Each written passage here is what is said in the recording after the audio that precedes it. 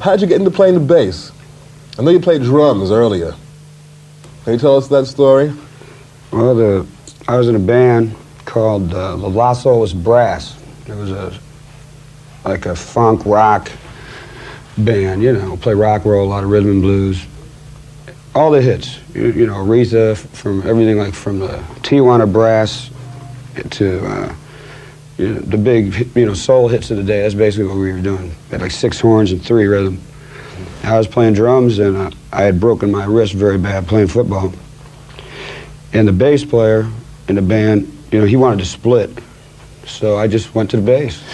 You know, I went from drums over to bass. That was it. I was playing the bass within a week. Wow.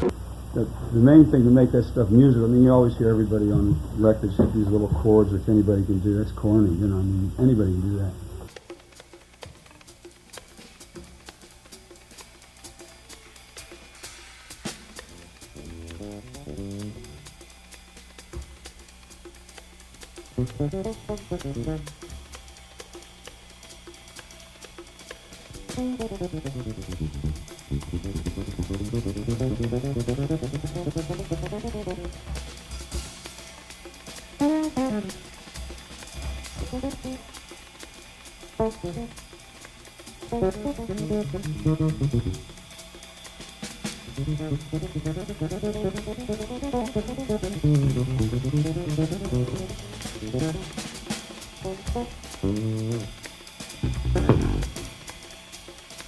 And the fretless bass?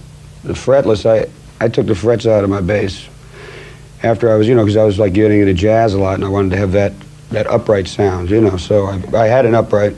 The upright, I mean, it took me years and years to, you know, get enough bread to get it. I'm from Florida, so one morning I woke up, go in the corner, and the bass is in like 100 pieces, you know, because humidity's so bad. I mean, the upright just blew up. I said, forget it, man, I can't afford this anymore. So I went out, got a knife, and took all the, you know, frets out of my fender. That was it. And the rest is history. When you're writing music, do you write a melody first, or do you have a groove in mind, and you put melody to that, or how do you go about writing? That's a tough question, because music just, it comes out of you. Usually what I do, melody is usually the main thing. Groove is always the toughest to find a good rhythm for something. It's always tough. Melody usually is what comes out first, then form, and then you got to come up with some sort of a groove. I was told, you know, like at a very young age to learn, the first thing was to learn the melody to every tune, which I feel is like ultra important. You know, most bass players, most musicians, you know, not just on the bass, but on their particular given instrument, will usually play just the bass part or just the piano part. I mean, the same thing goes for piano players. They should know the bass part too, at least, you know, or whatever. Right. But the main thing is the melody, I feel, that most bass players like are missing.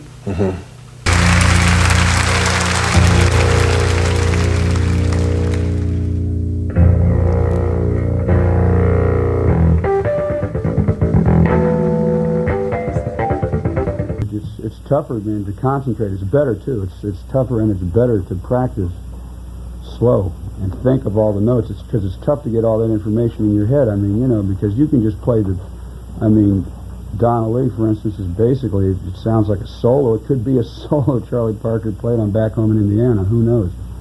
But it's bad. So when you stop and think about it, then it gives you some real insight into really playing on the stuff.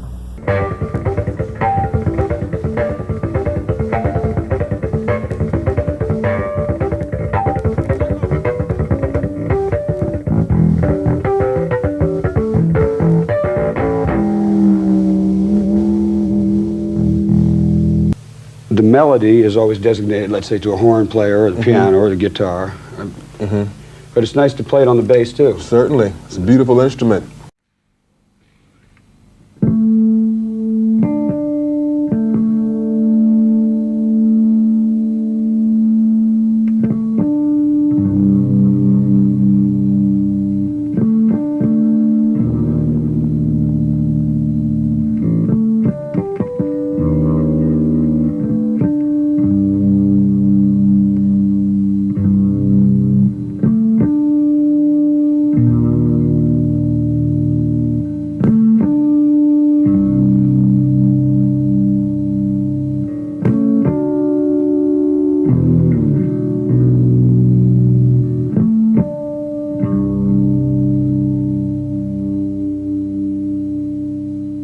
But I mean, there's things to practice, you know.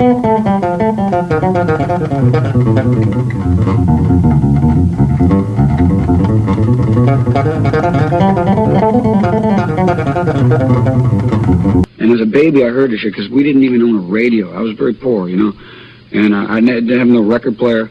And my parents broke up when I was very young. My daddy, man, sang just like Sinatra. You know?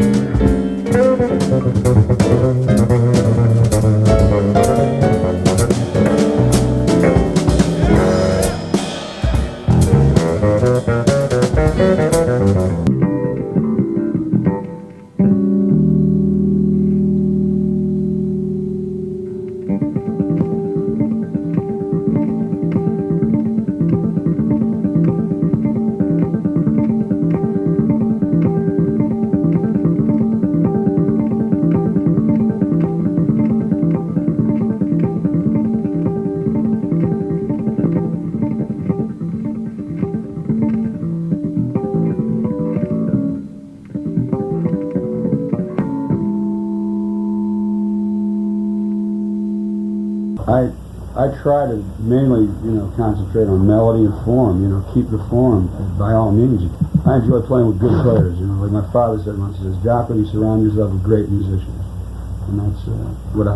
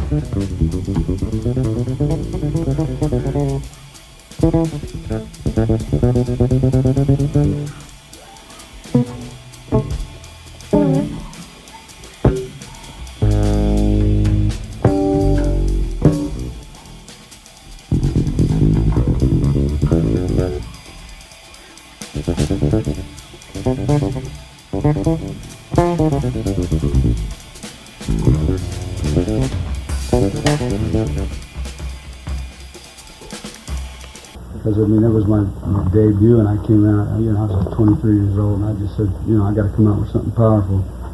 And so I was practicing that stuff, because that stuff was hard. They were all one takes, you know, everything. So, you know, I was pretty nervous. One thing about your playing, which, as a lapsed bass player, having given up, is that you've taken, one of the few people who've taken the bass guitar as a solo instrument. I don't mean just the bass player will now do a quick 32 bars to prove that he's standing on stage for some other reason. Just no way. You use it as a melody instrument, though. That's it. You're right. Which is a new thing. With that instrument. Boy, you know. No, it isn't a new thing. It's just me, you know. It's like I played usually with a real hard touch, all the time. That's what it sounds like. Yeah, I play with a hard touch, and when I'm playing the fretless with a tone, I'm usually playing pretty hard too, to get it to, you know, dig into the neck, you know, to get that growl. I like mainly rhythm and blues. That's my forte, you know, like funk and all that, you know. Sam and Dave, that era, that was my big influence. And any pop music too, anything that was on pop radio.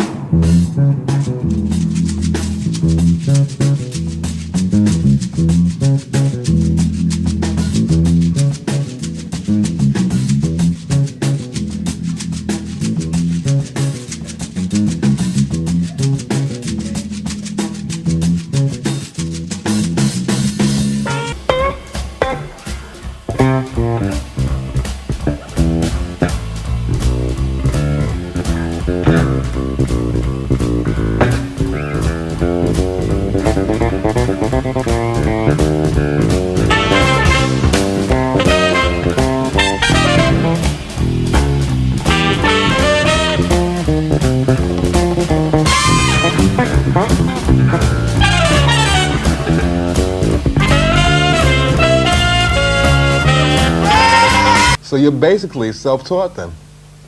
formally self-taught. Formally self-taught. Thank you. I always say women in rhythm section first, you know.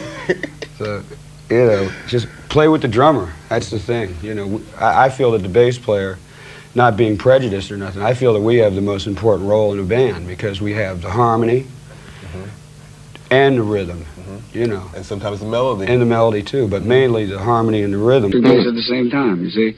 So you've got the power of the electric bass. I got the power of the electric bass. But the technique of a double bass. That's it, exactly, man. And I used to be like playing, and I could never play with no drummer. I played acoustic bass, and it was, you know, you'd be killing yourself, and you never were heard. And hey, man, I don't like to be like that. I like to show up, you know.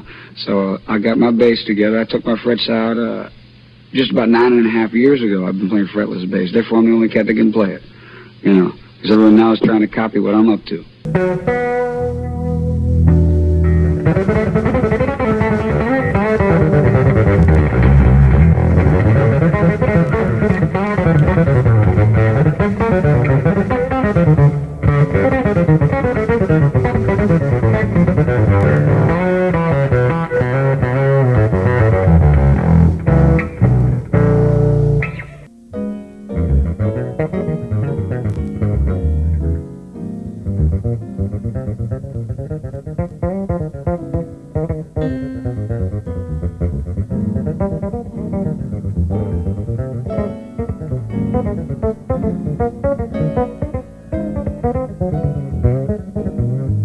Trouble being, you know, work-wise, because of, you know, jazz people that we don't have the best reputation. They just say he's a jazz player, and then you don't get gigs playing rock gigs and funk gigs, which is my major thing. I play rock and roll better than I play jazz, but you know, you just don't get in it because you know, you're a jazz player, and then they think you're going to come and play Donna Lee for the first tune. You know. That's what I want to do now, you know, like basically have an R&B band. That's my favorite type of music. That they keep calling me jazz player.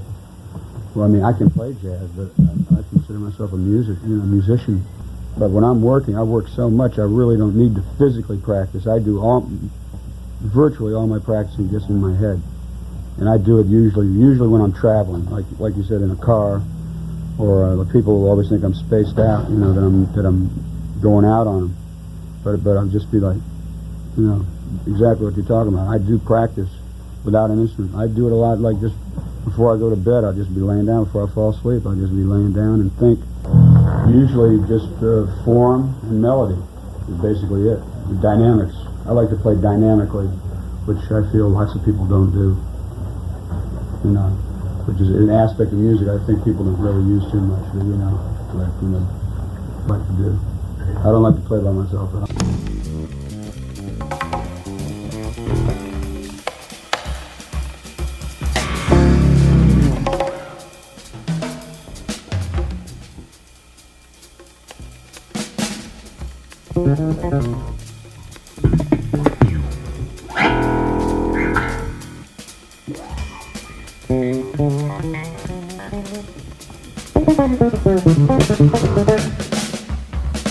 You know, so Frank Sinatra is probably my first influence, and then Elvis Presley, and then I moved to Florida when I was 7, and then it's James Brown, Beatles, and you know, these sort of people, Miles Davis, these are my favorite, Stravinsky, these are my favorite people, and in that exact order, that's how I got them, what I just told you. I don't think you can get a wider musical spectrum than James Brown, the Beatles, Miles Davis, and Stravinsky, but it's obviously produced a creative mind within your head that produces some amazing sound. I never had no plan, you see. I just played I just went out and gigged. I mean, I'll do anything that comes along. Basically, I like to come up with new stuff. You know, like innovative stuff that nobody's got. You know, it's this dangerous stuff. You know, everybody's afraid to try. That's what I do. I'm a scout. You've taken one of the few people who've taken the bass guitar as a solo instrument. I don't mean just the bass player will now do a quick 32 bars to prove that he's standing on stage for some other reason. Just no way. You use it as a melody instrument. Though. That's it. You're right. Which is a new thing. With that instrument. Boy. You know. Whenever I'm playing, I always have the melody going in my head. And Joe would probably agree on that. Always have the melody going. I mean, I could be playing the most outside stuff, not even playing the right changes, but I'm still thinking the melody. You know, and that's the basic thing, right, Joe? No lessons? I've never had a music lesson in my life, and I taught at 3 colleges in America.